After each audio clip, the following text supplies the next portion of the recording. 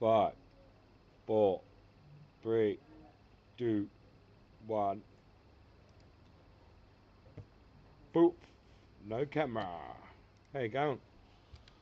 Oh,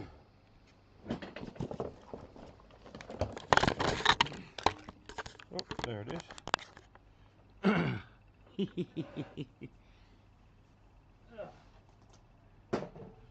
Ah. Ah. How's everyone doing? Sorry, it's a bit sketchy with the background removal. I'm wearing a black shirt. That probably wasn't the best idea. But anyway, that's what I'm wearing. I'll show up eventually. Probably should go get a white shirt. Anyhow, how's everyone doing? Sorry about last night. Some drama with Facebook, and couldn't do it, so didn't. Anyway, got a workaround worked out, and we're all up and running tonight. So probably won't have a lot of viewers. It's impromptu. It's a little bit earlier. Everyone's eating dinner, but catch it up on the. You'll catch up. Oh look, 1 second, and I will grab my white shirt.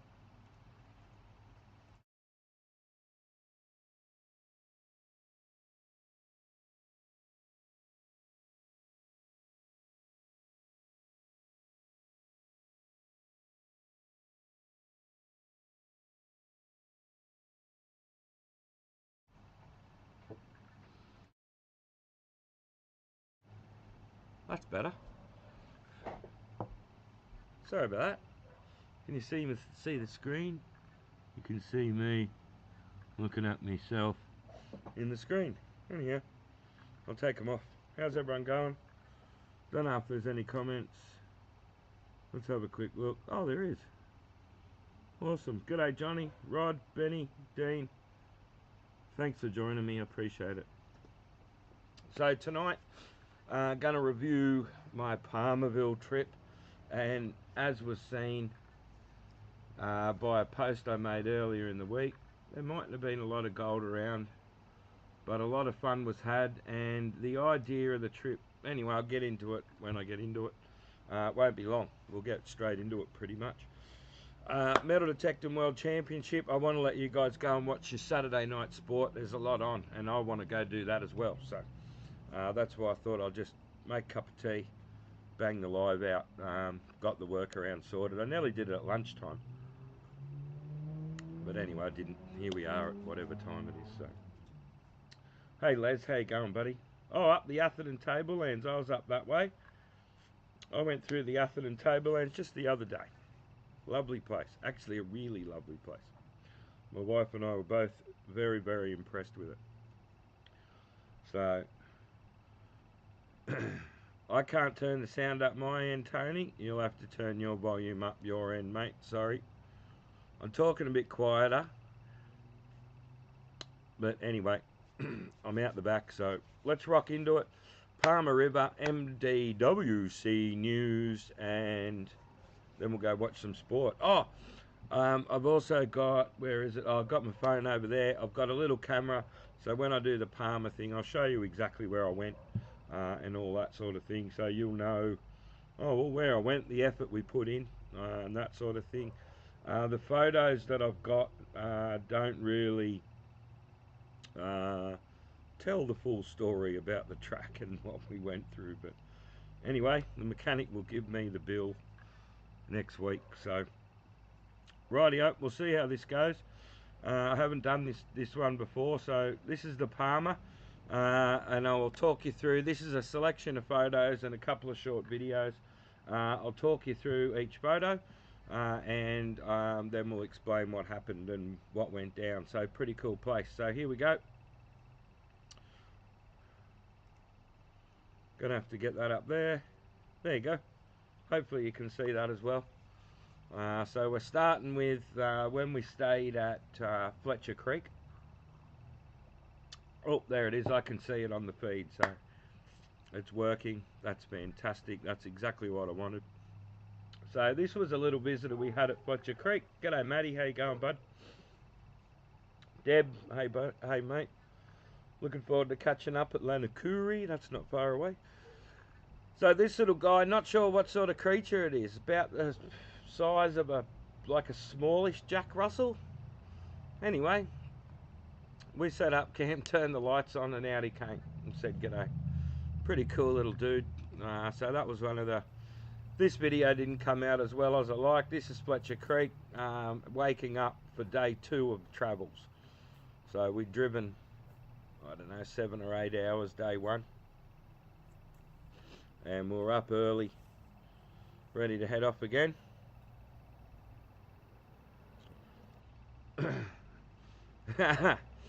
That's the look on my face when I thought we'd made Palmerville Station. This is a bit of a story.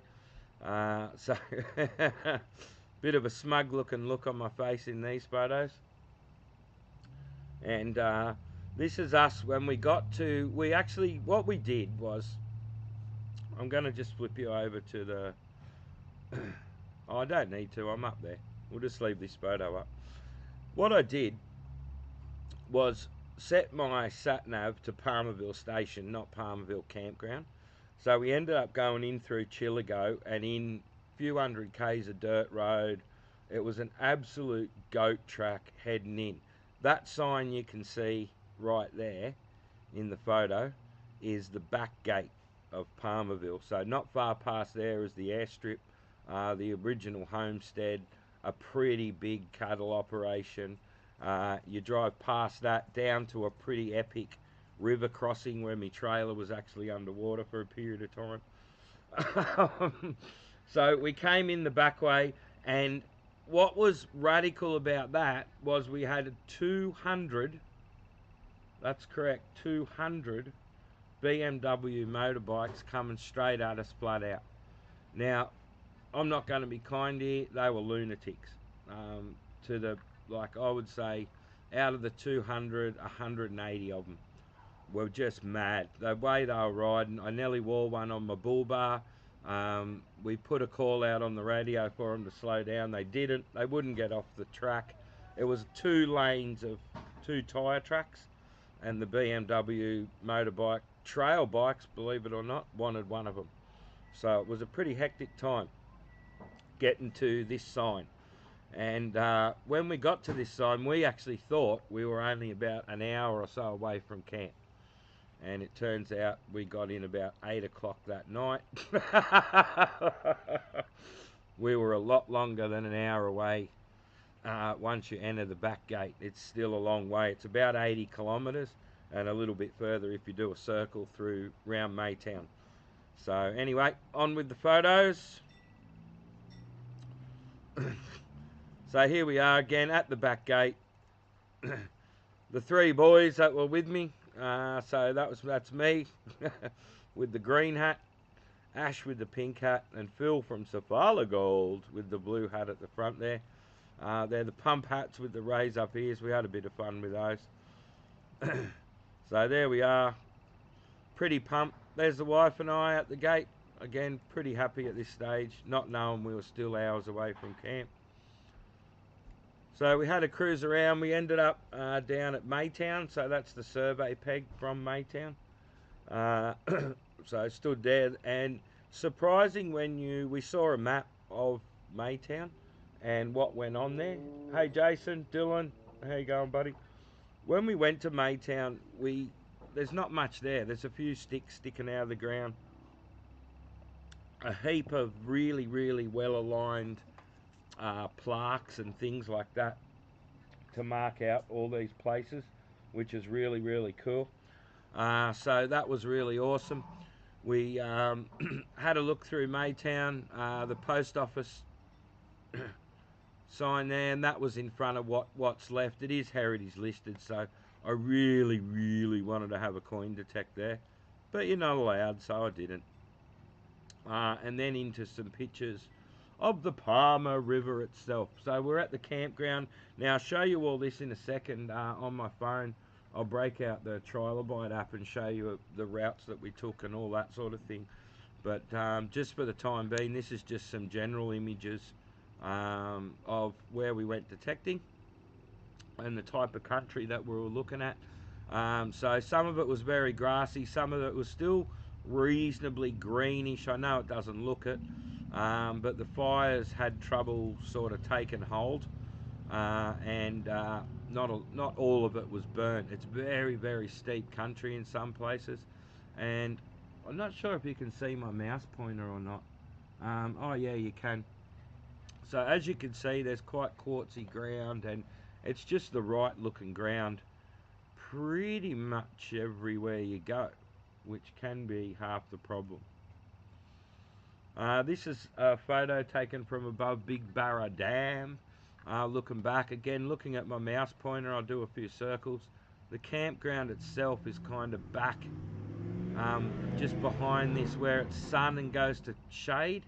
It's sort of back there somewhere, and it's quite a trek. You can see the track maybe a little bit just there in the distance, but just a beautiful country. Again,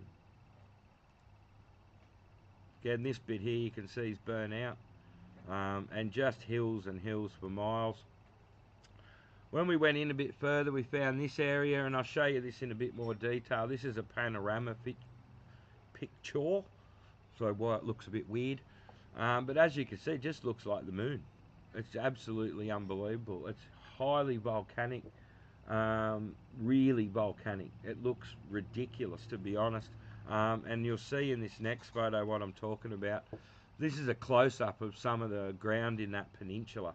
It's just this ironstony, quartzy, conglomerate-y mass that's in riffles, and then in between this you've got a slaty material with just run after run after run after run of quartz through it, and this goes on for like quite some distance. So we'll have a look at the next one, and as you can see, the ground changes so quickly. It's so variable in here. Here's the slaty material that I'm talking about, and then this stuff on the side, the slaty material going through, and then another pocket of it over the edge here, and then you can see the quartz veins running through all this.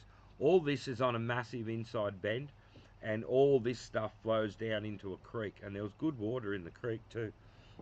Probably my one regret, didn't have a Safala Gold rocker box with me. That would have been really cool.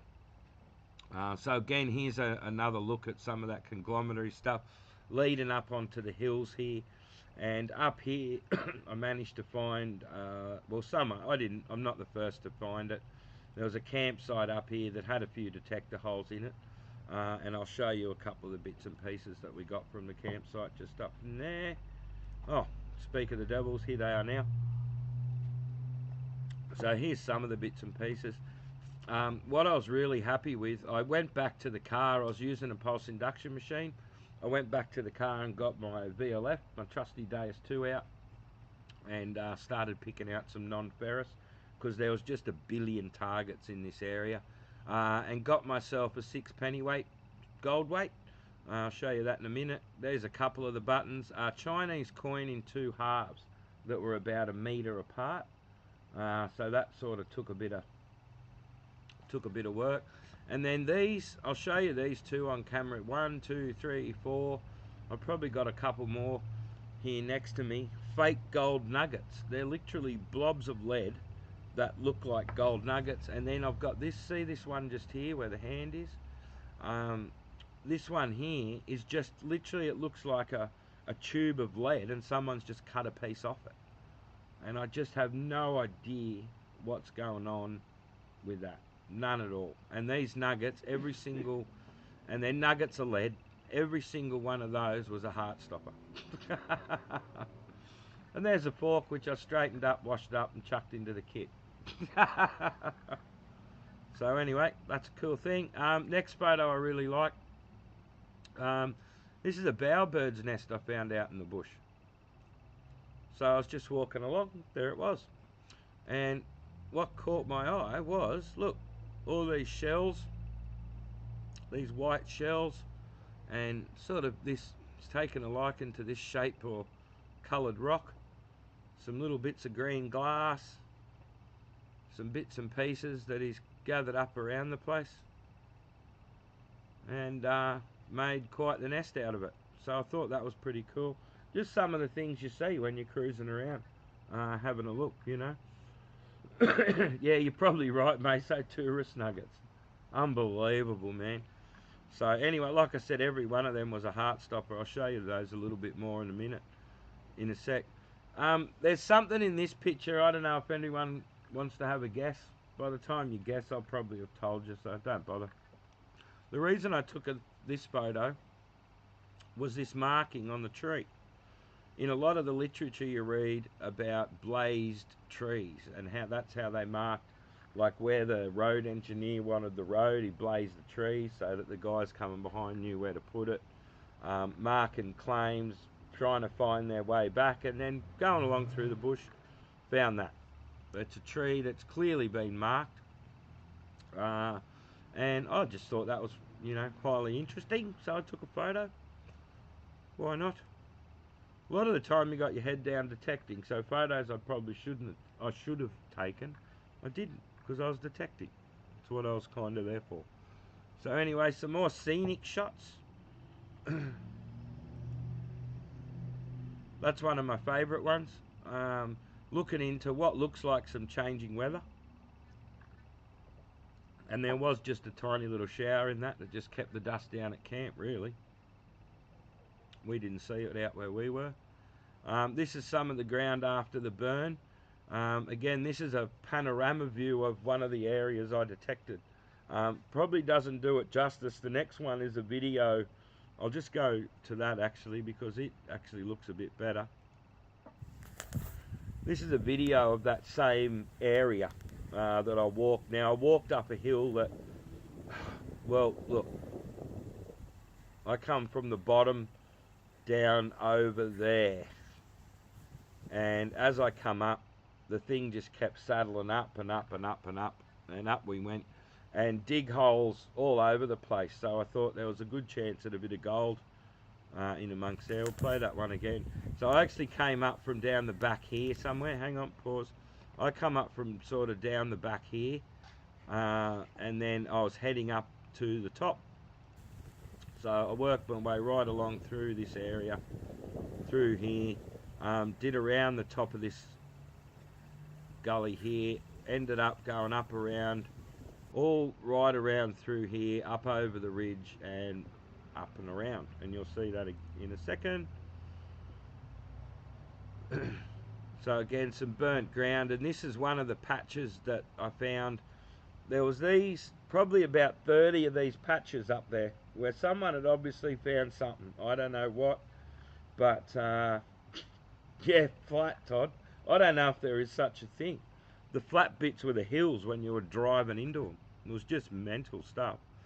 So, but there was lots of patches of targets up there. And this is looking again over the dam as I came over, finally made it up to the top of the rise. And I was quite happy to get to the top, let me tell you. That was quite a trek. Quite a trek. So here's a little video, success video. And started up from quite a long way back, and you'll see on the trilobite in a minute. G'day Linny, how you going, mate? Yeah, 1,000,000 ounces out of there, mate. So unbelievable, and I couldn't find a gram. Anyway, a little bit more. Now, this was a little surprise when I come down the hill.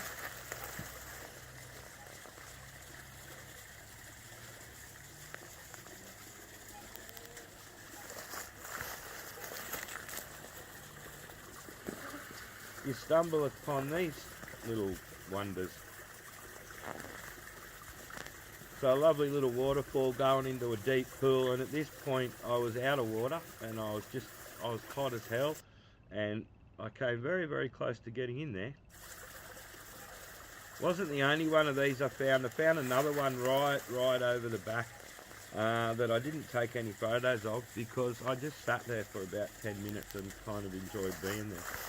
It's just like these amazing little things when you come over a rise or down a gully, then you find this type of thing. It's just incredible. You know, it's not all dry, horrible, arid land. This was just running and lovely, to be honest.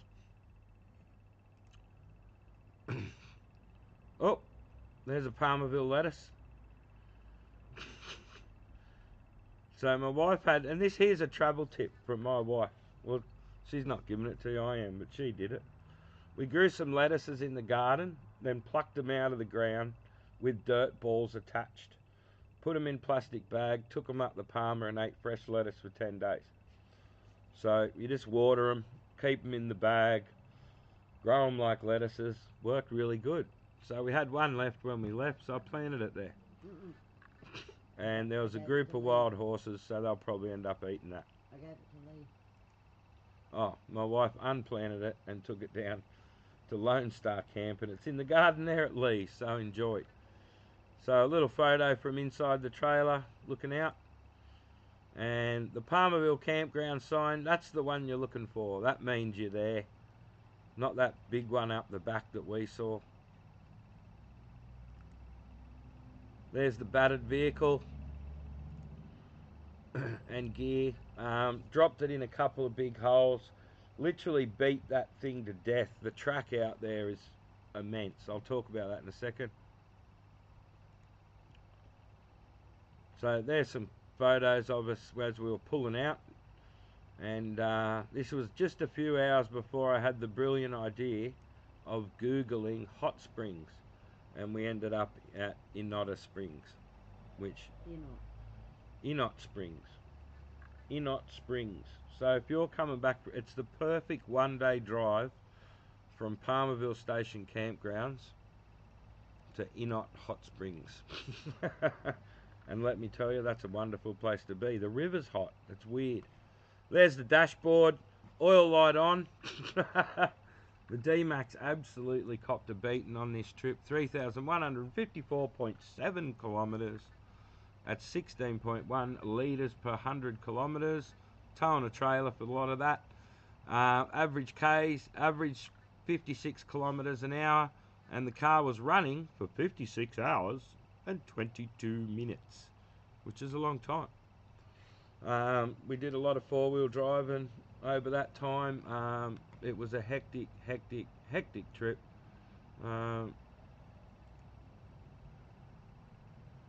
Oh, there's a video of the little guy. Oh no, that's a compilation of all the photos. So that was a little experience of the Palmer trip. I've got a little something else to show you here. I'll just get my phone happening. I've got a second camera. With a bit of luck this will work well. It's all loaded up, ready to go. So when you go to the Palmer, the first thing, before you go, grab the Trilobite app. And I'll show you what it looks like. It's not a free app. It's about $8 a year. And there's a few little add-ons you'll want in there. You may want or might not want, but you know, all up it's going to cost you under $30 for the year. So have a look at that. Camera 2. There we go. So this is my phone screen. Hopefully we can get it somewhere where you can see it. There we go. That's pretty good. So this is my phone screen, and this is inside the Trilobite app, like that. Wife just sent me a photo. Isn't that nice? You're sitting right there. So you can show them. So that's the Trilobite app. Now, what you can see here is the entire, let me touch on it, that's the season pass area, is that area there. This area down the bottom here is the survey boundary, so that's actually the boundary of the station itself. This area up here, you're not allowed to go in, that's off limits. So that's your season pass area, and this bottom area down here is where you can go when, like we did, when you show up there casually. So as you can see, it's a pretty big area. Now we did about, what, 5 or 6 days of detecting in here. I had my tracking on for a lot of it, but not all of it. So I'm just going to zoom right in on the camp itself. So this is the actual camp, Comet Camp and Lone Star Camp. A couple of the camps there that are set up a bit like a lease, I guess. They're there all the time, permanently. The main camp is up here. up here. So this is the driveway here that you'll drive in on. The office is at the top of the hill. So as you come in at night, lost like we were, just drive up the top of the hill. Frog and Kerry, the most wonderful people in the world, are up there to help you out. So that's where the toilets and the shower and everything are. That's where we were camped over there. So, you know, of a morning to get there, it was a matter of, which all in all was about 1 kilometre. Oh, there she goes. So it was quite a hectic little journey just to get around camp. And then this is the track that we took out of camp each day. And for those that have been to Palmer will know, probably looking pretty familiar. So this spot here is not very far out of camp. This was some of the later days that we did. Actually, this might have been one of the earlier ones. The later days were down here. That video was on this particular track here when I was up above the dam looking down. So the straight lines are pretty much where we drove, and all these wiggly lines are where I was detecting. When you put the geo on, there's some couple of interesting fault lines and what have you in here. So we did a bit in there. Again, 1 billion dig holes in here, and we did have reports of some reasonable gold coming out of there. No luck for us. So we went in a bit further, down to this area. So we parked sort of here, and then this is the area I detected there in pink. I'll get my finger out the way. And you can see by the scale, 1 kilometre, so, you know, that was, I don't know, a bit less, isn't it? 800 yards, I guess, there and back and across and up and down hills. That there is the Butcherbird mine, for those that are wondering. That at the end there is the Butcherbird mine. Quite an amazing little quartz blow, and it all flows down into a creek there where it had pretty nice water. There's 1, 2, 3, all these all flow into this central area. Here's a campsite I found. I haven't, again, I'm not the first one to find it. There's a few dig holes, 1 billion targets. I got a few of them. So we went a little bit deeper again. Right down, and then this is the area down here. There's an active lease down in this area. Down in here is the Jessop's 1 and 2 and Jessop's mines are down in this area, and this is where that sort of lava scape was right down here on the, let me get it off the end, right down here in this bit. So we parked about here. This was a camp I found. We parked in there somewhere, walked in a little ways and had a bit of a detect through here. Again, parked, oh actually we'll park there.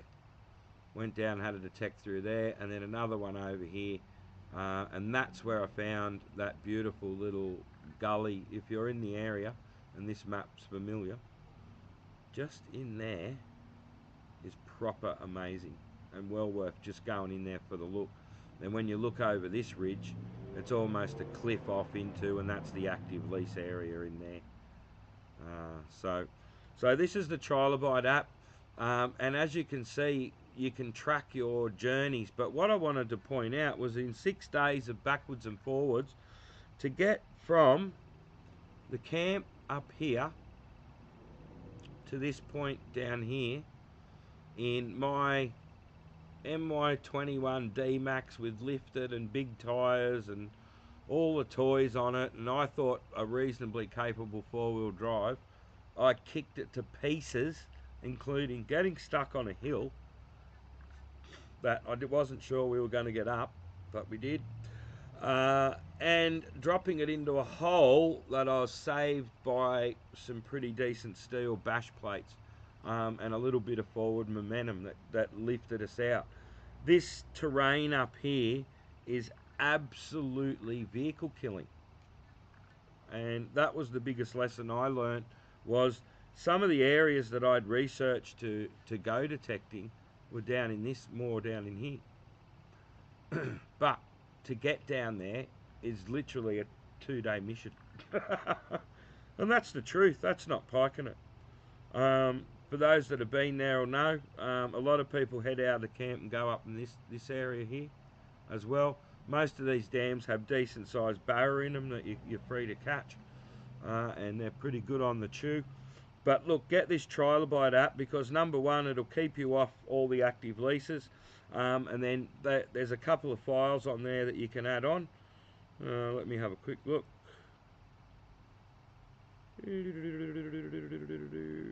Let's just chuck that one on. So for example, chuck that one on, and there's all the green are the active, some active leases. Yellow are former mines, leases, and all that sort of thing. So what it does is, because it's a huge no-no, it'll get you thrown off the property, as some people found out just before us, before we arrived. If you actually stop your car and go detecting on these active leases, that's grounds to have your camping rescinded, and you're politely asked to leave the property. And it does also come with a 12-month ban, I believe. So there's no excuse for being on these green active leases. They're well marked. So, you know, these are the areas you got to stay off. But in between the active leases, there's lots and lots and lots of great ground that you can go detecting on. And the lesson we learnt here was you probably need to pack up for a day or two to leave camp, and I think you're better off on a motorbike or a quad or something like that, because if you're going to go deep into the property, there you go, there's a bit more of a scale of the joint. So again, this bottom area is where you're allowed to go when you go there and camp casually. And then if you're a season pass holder, you can go there as well, of course. Or you can also go up into this top area here. This is the Palmer River Gold Reserve here. Look at that. That's just absolute chaos in there. So all that's a reserve. Unfortunately, we can't go detecting in there, but you can get very close and you can get to the edges of it with the season passes. So anyway, Trilobite, that's the app that you should have before you go to the Palmer, because the internet up there, you can only get it in one spot, right at the cabin. No. Right at the loos, I should say, which is handy. So while you're in line waiting for a shower, you can catch up on your emails and all that, or, you know, grab your phone calls and messages and make sure that there's nothing drastic's happened in your life that you need to tackle in the last 24 hours. So we were checking in up there a couple of times a day for that exact reason, just to make sure everything was cool with family, work and friends and all that sort of stuff. So the internet's a bit sketchy, so don't rely on downloading apps, and if you got some movies you want to fall asleep to and that sort of thing, get all that stuff sorted well before you get up there, because there's no service for a long way in. So Mariba is probably your cutoff. Pull up in Mariba for an hour, have a coffee and download your phone full of all the stuff you need. And that Trilobite app is well worth I think it's $7.99 a year. It's a bargain. And there's a lot of stuff in there for New South Wales. It was developed for WA, I believe, but now New South Wales, Queensland, there's just a ton of stuff in there that's really cool. So if you're a gold prospector and into geology and all that sort of thing, I can highly recommend jumping on that. Quite a cool thing. Quite a cool thing. So that was our trip to the Palmer. Now, we didn't find any gold. Now, why is that? And I'm not that embarrassed to say, because my reasonably capable four-wheel drive is about as capable as everyone else's reasonably capable four-wheel drive. And for I'm going to say I'm not in the I don't care about my car, I'm just going to break it to pieces category, but I'm not in the I'm hyper precious about my car, oh no, it's going to get a scratch category either. But I need my car, like, to drive around. So, you know, destroying it would have been a stupid thing. And just to be honest, driving in and out is mental each day. The first part of the track is actually quite good. That's no problems at all. And then just realistically, the further you get in, the more it deteriorates. It's less used, less maintained. And it's just some very, very, very, very hectic territory. One little detour we had to take there, the bull bar, as we came down this side of the gully, the bull bar touched the other side of the gully before we went up. So like, it's, you know, you need good departure and approach angles on your vehicles, decent suspension, good set of tyres, and be prepared to crawl along at 3 kilometres an hour, because for a lot of it, that's what you're going to have to do. And then look at either walking or motorbiking or something like that. I had my electric bike there, but it just wasn't up to it. It was way too hectic for a pedal powered electric bike to get through that sort of territory. So number one, I wasn't prepared for that. So we didn't get as far, we didn't get to any of the spots that I really, well, we did get to a couple of the ones that I had researched, but we just didn't get deep enough. So that was a bit of a shame. So we were going where everyone else was going. Everywhere we picked and chose was really heavily detected. So we're in the right spots. We got a couple of tips and again went into those spots. And we were just there after everyone else. So no, we didn't dig up any of the road. Don't like digging holes on roads. I don't know, I'm just anti that. You only just create a hole to someone to drive in. Normally me. So it was a hectic trip. So when you go up to Palmerville, and I highly recommend you do, get it off your list. Go up there, especially if it's your first trip. If you haven't got motorbikes and all that sort of thing, just be prepared to crawl in your four-wheel drive at a nice steady pace. Take some lunch with you. Leave early and come back late if you're going to go deep, and you're going to have to detect hard. It's not that easy.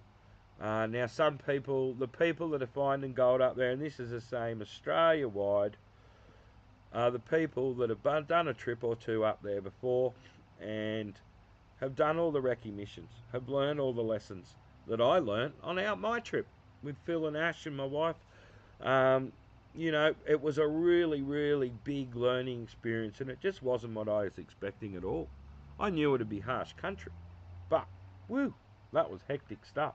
And it was just an awesome time. Yes, we're looking into, this was why we went up, Matty, was to look at what resources were available up there to run tours. That was the main goal. And what we found is that a lot of the ground is really, if you're going to get there, rightio, let's say you're up in the Palmer for 6 or 7 days on a tour. And each day you've got to sit in a buggy for 2 to 3 hours each way and get beaten to death just to get to some of the spots. Doesn't sound like much fun. You're going to be in the buggy more than you're going to be detected. So the sensible way to do it is to spend the big day and hire a helicopter. And I know that sounds big-headed, but that's the way it's got to be done. So if you want a really special Palmer trip, I think that's the way to do it. Is to really heavily research, front some money, chuck in with some people, and get a chopper and fly over the top of everyone and be there in 20 minutes. Because it is hectic, hectic, hectic. And, you know, if you spend a full season up there, even in a really, really decent four-wheel drive, you're going to have to, your car's going to need some work when you get back.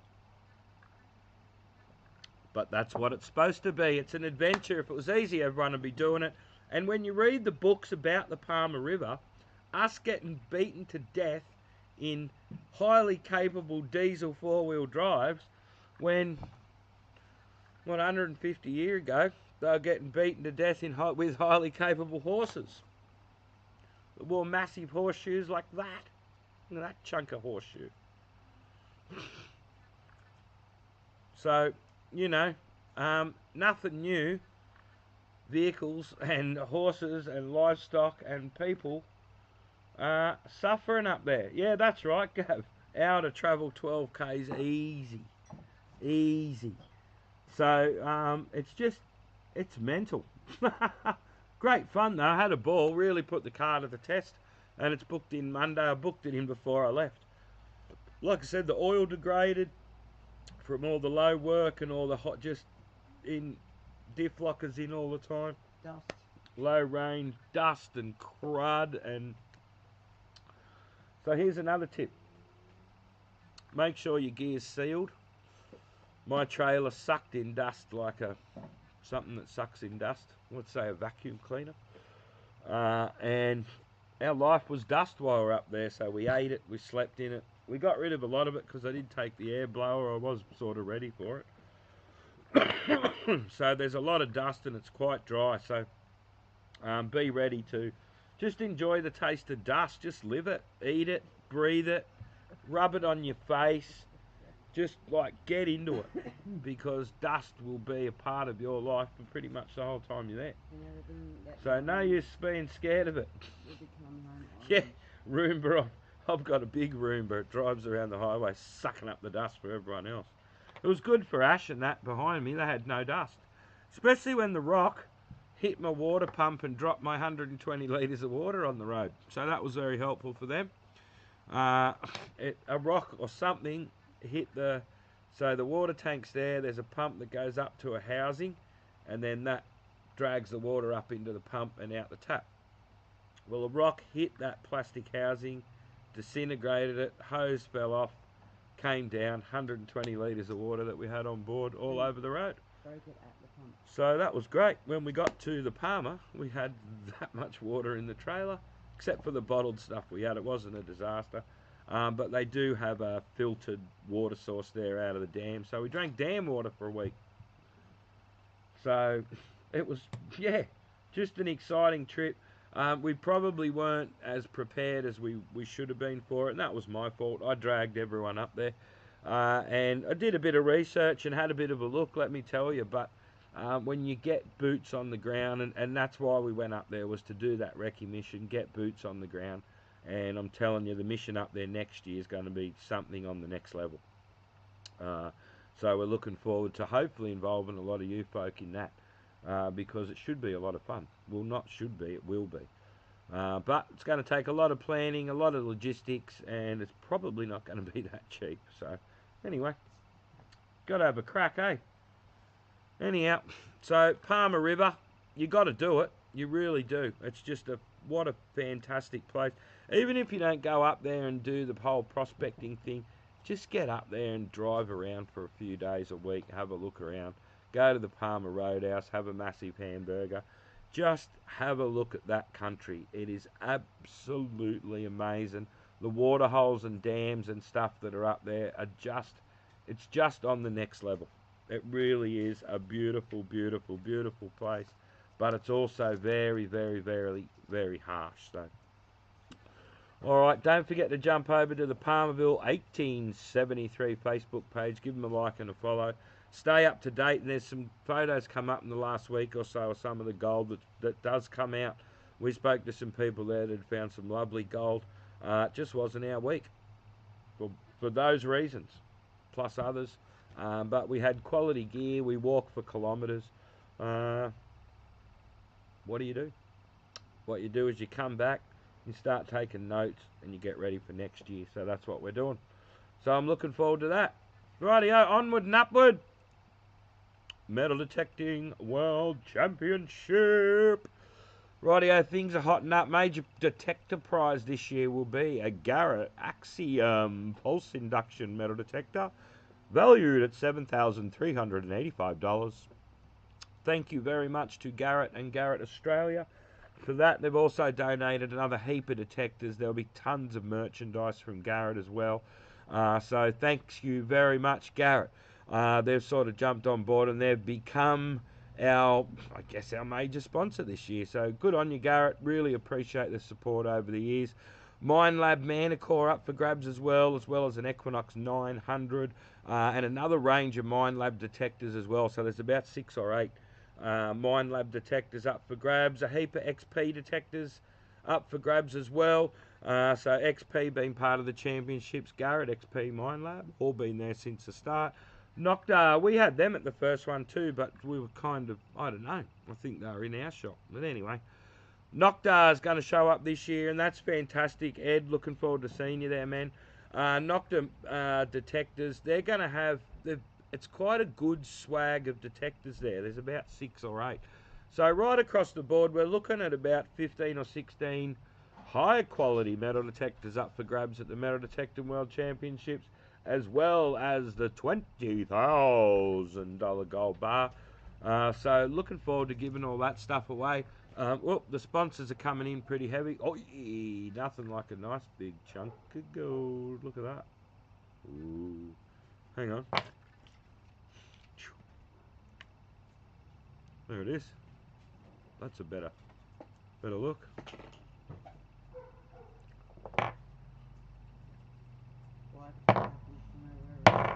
Oi! So someone can have this in about a month. Another look. So this isn't even 20 grand's worth. This is about 13, 14 at the moment, I think. Anyway, a big chunky gold bar. Who doesn't like a chunky gold bar? Enough chunky gold bar. So there it is again. So chunky gold bar. Chunky gold bar. Jump on, grab your tickets. Lost my train of thought there, sorry. Jump on and grab your tickets because they're running out. They really are. MetalDetectingWorldChampionship.com/tickets. That'll take you over to the Gold Tour site. Grab your tickets. Grab your $40 Saturday night dinner ticket if you haven't. That should be fantastic. That reminds me, ring the caterer. Ring the caterer. Ring the caterer. Ring. Write it in your diary. Excuse me. Ring. Note taken. Supposed to do that the other day. Don't panic, it's all good. The text message said it's all good. So I think we're just finalising menus and all that. So all the rest of it, we'll have a couple of food caravans. There's the pub, that sort of thing there too. So there'll be plenty of tucker on. Should be pretty fun. I'm a little bit nervous. I've only got a month to go. So Metal Detecting World Championship people, grab your tickets. The caravan park's pretty chockers. I think you're gone there. So grab a Swaggies ticket. If you've got a caravan or something like that, we can swing a few unpowered sort of sites up in the Swaggies area. Just get in touch with us. We can try and work something out for you. We're not horrible people, but there are lots of accommodation options around Mudgee. It is a busy weekend in Mudgee that weekend, just in general, if I'm honest. You know, Hill End's not that far. Hargraves. Give Steve a ring at Bush. Acacia Ridge. Acacia Ridge. It's at Hargraves, the camp at Hargraves. Steve might have some room there, and that's only about 20 minutes. Oh, let's be realistic, half hour from Windia. It's only about 3 minutes if you walk in a straight line. But yeah, good luck with that bit.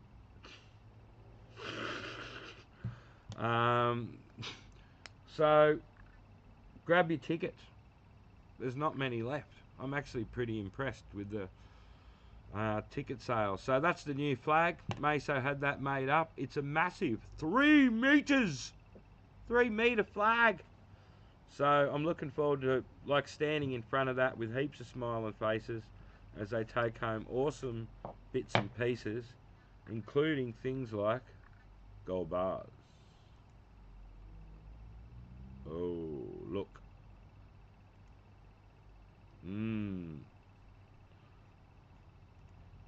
So, Metal Detecting World Championship, any questions or whatever. The hotline phone, for some reason, is just not working. Ring the shop and they'll give you my number. And you can, I don't want to put my number out, like, you know what I'm saying. So, give the boys a ring. Sorry, Meso.